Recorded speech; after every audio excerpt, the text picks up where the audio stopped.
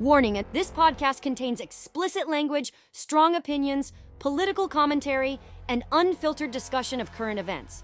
Listener discretion is advised. If you are offended by viewpoints that challenge mainstream narratives, media spin, or political double standards, this show is not for you. It's Monday, December 22nd. Christmas week is officially here. And while most Americans are focused on family, faith, travel plans, and maybe surviving one more trip to the mall, Washington and the media class are doing what they always do best: stirring chaos, pushing narratives, and hoping you're too distracted to notice. This is Data and Dissonance, where we cut through the noise, speak plainly, and refuse to play dumb just because lying has become fashionable. Before we dive in, quick reminder. Our Data and Dissonance Christmas album is live right now everywhere you stream music. Spotify, Apple Music, Amazon, iHeart. It's out, it's real, and yeah, we built it from the ground up. If you want something patriotic, faith-forward, and actually worth playing during the holidays, go check it out and support independent creators who aren't owned by corporate narratives. Now, tonight's show is about something darker. Not because it's new, but because the lies around it are getting bolder. The Epstein files are back in the headlines, and instead of facts, transparency, or honest discussion, we're watching a coordinated smear campaign unfold in real time. Blurred photos, cropped images, false captions, and social media mobs claiming guilt where none exists. All while ignoring basic context and verifiable truth. And what's worse? Millions of people are swallowing it whole because it fits what they want to believe. So tonight we're going to slow this down. We're going to talk about what's real, what's fabricated, and how easy it's become to manipulate outrage in the digital age. Because if truth doesn't matter anymore, then neither does justice. And that should scare everyone, no matter where you fall politically. All right, before we get into this first segment, let's bring in the crew, because this one cuts across politics, media, and straight-up common sense.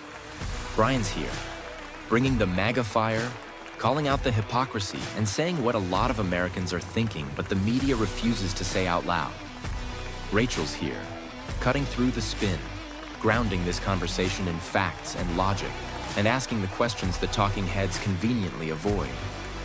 Daniel's here, pulling threads, connecting dots, and looking past the headline to the motives behind the narrative. And Skylar's here, pushing back from the left, challenging assumptions, and representing the progressive argument so this doesn't turn into an echo chamber. And I'm Artie, your host, not here to sell you outrage, not here to protect anyone blindly, just here to speak truth, stir thought, and slow the chaos down long enough to expose what's actually happening. Now let's get into it. Let's be very clear about what we are watching unfold right now, because confusion is exactly what Democrats and their media allies are counting on. The Epstein files coming back into the public conversation should be about transparency, accountability, and protecting real victims. But that's not what's happening. Instead, what we're seeing is a deliberate flood of manipulated imagery, blurred faces, cropped photos, and outright lies being pushed online to manufacture guilt where none exists, all aimed squarely at Donald Trump. Over the last few days, social media has been flooded with images claiming to show Trump with underage girls on Epstein's plane. Except when you slow it down and actually look at the evidence, the claims fall apart almost immediately. One of the most widely shared photos is Trump sitting next to his own daughter, Ivanka, on his private plane, not Epstein's, with her face intentionally blurred out so low-information viewers won't recognize her. Others are photos of Trump standing next to Miss USA contestants at public pageants, red carpets, and events that were heavily photographed and documented at the time. But if you blur faces, remove dates, remove locations, and slap the word Epstein on the image, suddenly you've got thousands of people screaming, "See? We told you he was guilty." This isn't ignorance. This isn't people getting confused. This is intentional deception. And the most disturbing part is how eagerly Democrat voters are repeating it without asking a single question. They don't ask who took the photo. They don't ask where it was taken. They don't ask whether Epstein's plane was even involved. They don't ask whether the women in the photos were adults, public figures, or family members. They just accept the accusation because it fits the outcome they want. And once emotion takes over, facts don't stand a chance. What makes this even more dangerous is the precedent it sets. We are now living in an era where visual evidence no longer proves truth. It proves narrative. If someone can blur a face, crop an image, and write a caption confidently enough, millions of people will accept it as fact. This is propaganda adapted for the social media age, and it works because it bypasses reason and goes straight for outrage. And when outrage becomes the goal, truth becomes collateral damage. Here's the part they never want to discuss. Trump banned Epstein from Mar-a-Lago. Trump cooperated with investigators. Trump never flew on Epstein's plane. That doesn't mean he's above scrutiny. It means scrutiny requires evidence, not manipulated images and bad faith accusations. If Democrats genuinely cared about justice or victims, they wouldn't be cheapening real abuse by fabricating false narratives to score political points, especially during Christmas week of all times. And that's what makes this whole thing so ugly. While families are preparing for Christmas, while people are traveling, praying, and trying to hold on to something meaningful in a chaotic world, the left is lighting digital fires and feeding lies to their base, knowing full well most of them won't fact-check a thing. This isn't accountability. This isn't justice. This is character assassination by deception, and it tells you exactly how afraid they still are. When you can't beat someone on policy, results, or record, you try to destroy them with blur filters and mob psychology. Because once truth no longer matters, neither does justice. And that's the real scandal no one wants to talk about. All right, let's bring in Brian first, because this is exactly the kind of thing that lights the fuse on MAGA Fire Fridays, except now it's bleeding into Christmas week, and people are getting tired of being lied to. Brian, what we're seeing online right now, blurred photos, fake captions, recycled images, isn't accidental. What's your take? I'm going to say this as clearly as I can, because people dancing around this is exactly how the lie spreads. This is not Democrats being stupid. This is Democrats being dishonest, and there's a massive difference. They know damn well what they're doing when they blur Ivanka's face and slap Epstein in all caps under the photo. They know the average low-information voter isn't going to stop scrolling and say, "Wait, whose plane is that? Or who is that woman?" They know emotion beats facts every single time, so they flood the zone and let the mob do the rest. And what makes me furious is watching everyday Democrats, co-workers, neighbors, family members, repeating this garbage like it's gospel without a single ounce of skepticism. And let's talk about the Miss USA stuff for a second, because that one really exposes how stupid this smear is. Trump owned the pageant. These women were adults. These were public, televised events. There are entire photo archives, video footage, interviews, dates, locations, everything. But suddenly, 25 years later, those same photos get rebranded as Trump with underage girls because someone blurred a face and wrote a caption. That's not evidence. That's fraud. And if this tactic was being used against a Democrat, the same people cheering it on would be screaming about misinformation and digital manipulation. But because it's Trump, suddenly lying is justified. What really scares me is how many people want this to be true. They don't care if it's false. They don't care if it hurts real victims. They just want Trump guilty because they've wrapped their entire identity around hating him. And that's dangerous, because when you convince yourself the ends justify the means, you'll believe anything. You'll repeat anything. You'll excuse anything. And that's how a country loses its grip on reality. That's exactly the point. Wanting something to be true doesn't make it true. Rachel, you're the one who usually steps in and says, slow down, verify, check the facts. From your perspective, how obvious is this manipulation when you actually look at the details? It's painfully obvious, but only if you're willing to look. And that's the problem. This smear campaign depends entirely on people not looking. When you examine the photos being circulated, the red flags jump out immediately. No timestamps, no original sources, no verified flight logs, no corroborating evidence, just screenshots of screenshots with emotional captions. That's not investigative journalism. That's a rumor mill dressed up as activism. And what frustrates me is that this cheapens legitimate accountability. If you truly want justice for victims, You don't fabricate evidence. You don't blur faces to mislead people. You don't lie about locations and context. The Ivanka photo is the most blatant example. Anyone with even a passing familiarity with Trump's family can identify her instantly, unless her face is intentionally obscured. That's not accidental, that's strategic. The goal isn't to inform, it's to deceive. And once that deception takes hold, facts become irrelevant. You could show flight records, statements, timelines, none of it matters, because the emotional hook has already sunk in. People feel like they know something, and feelings beat facts every time in the social media age. What worries me long-term is what this does to public trust.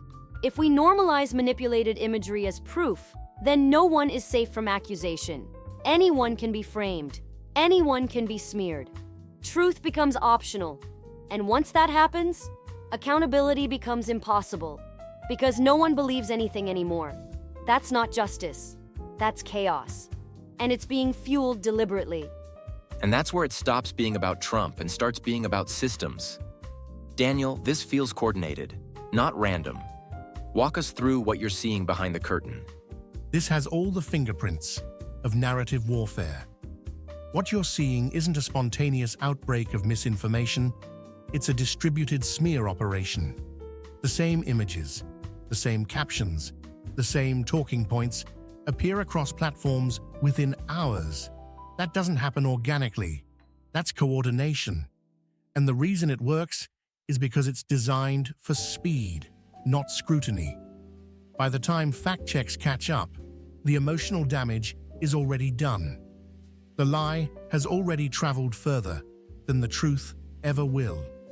Blurring faces is psychological manipulation. It removes identity and inserts ambiguity, which allows the viewer's imagination to fill in the worst possible conclusion. Pair that with Epstein, a name already loaded with horror, and you've created an instant guilt machine. No evidence required, no logic needed, just outrage. And the most effective part? Plausible deniability. If called out, they can say, "I didn't say it was Ivanka," or "I didn't say it was Epstein's plane." But they know exactly what they implied. This is information warfare adapted for civilians. It's the same tactic used in foreign propaganda campaigns. Overwhelm, confuse, emotionally charge, then move on before accountability arrives. And it works because our culture rewards speed over accuracy.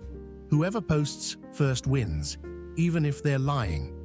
That should terrify people, because once this becomes normalized, truth becomes irrelevant. And when truth is irrelevant, power belongs to whoever controls the narrative, not whoever tells the truth. Skylar, I want to bring you in here, because this conversation can't just be conservatives talking to conservatives. From the progressive side, do you see a line being crossed here? Or is this justified in your view? I think there's a real danger here, even for people on the left, and it's something progressives should be taking seriously instead of cheering on. Accountability matters.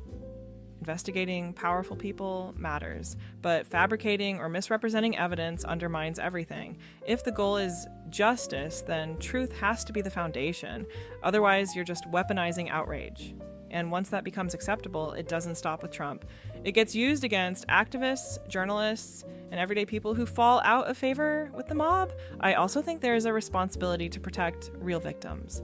When false or misleading claims dominate the conversation, actual survivors get drowned out. Their stories become tools instead of truths. That's not justice. That's exploitation. And even from a progressive standpoint, relying on manipulated images and viral misinformation weakens legitimate arguments. It hands credibility to the opposition and makes real reform harder, not easier. If we want a society where powerful people are held accountable, we need standards that apply across the board. Truth shouldn't be partisan. Evidence shouldn't be optional. And smearing people with fake imagery, even people you dislike, is a line that shouldn't be crossed, because once it is, no one controls where it goes next. Before we wrap things up tonight, quick reminder. If you want to support this show, support independent creators And keep platforms like this alive without corporate filters, head over to the Data and Dissonance merch store. We've got the full lineup: coffee blends, hoodies, hats, mugs, bumper stickers. Gear built for people who still believe in free thought and personal responsibility. And yes, the Data and Dissonance Christmas Album is live right now across Spotify, Apple Music, Amazon, iHeart, all of it. If you're driving, wrapping gifts, cooking, or just trying to keep your sanity this week, go stream it, share it, and help us keep building something that isn't owned, controlled, or softened by anyone else's narrative. Every download, every purchase helps keep the lights on and the microphones hot. As we head into Christmas week, I want to leave you with something bigger than politics, bigger than Trump, bigger than Epstein. Because what we talked about tonight isn't just a scandal story, it's a warning. We are living in a moment where truth is no longer assumed, it's negotiated, where images can be manipulated, context erased, and lies repeated often enough that millions accept them as fact without ever asking a single question. That should concern you whether you're conservative, progressive, independent, or completely fed up with all of it. What we're watching right now isn't accountability. It's narrative warfare. It's the normalization of deception in the name of moral superiority. And once that line is crossed, once people convince themselves that lying is acceptable because they believe they're on the right side, then truth doesn't stand a chance. Justice doesn't stand a chance. And the people who suffer most aren't politicians. It's everyday Americans who no longer know what to believe, who are constantly manipulated, emotionally charged, and pushed further apart from one another. Christmas is supposed to be a pause, a moment to reflect, to ground ourselves in faith, family, and something real. And yet here we are, watching lies get laundered through social media while people cheer because it feels good to hate the right person. That's not strength. That's not righteousness. That's weakness disguised as virtue. And if we don't slow down, verify facts, and demand honesty, especially from the people who claim to care about justice, then we're surrendering the very thing we say we're fighting for. So take a breath this week, hug your people, question what you see online. Don't outsource your thinking to a headline or a blurred photo. Truth still matters. Context still matters. And character still matters, even when it's inconvenient. Remember to speak truth, stir thought. Tonight's episode of Data and Dissonance is brought to you by the Caleb Rourke Thriller series. Political suspense for people who still believe truth has consequences.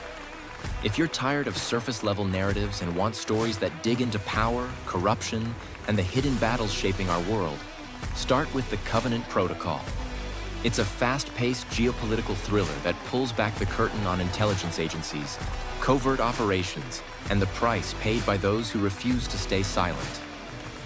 Then continue with The Prophet Directive, where the stakes get higher, the enemies get closer, and the line between truth and propaganda starts to disappear, sounding familiar for a reason.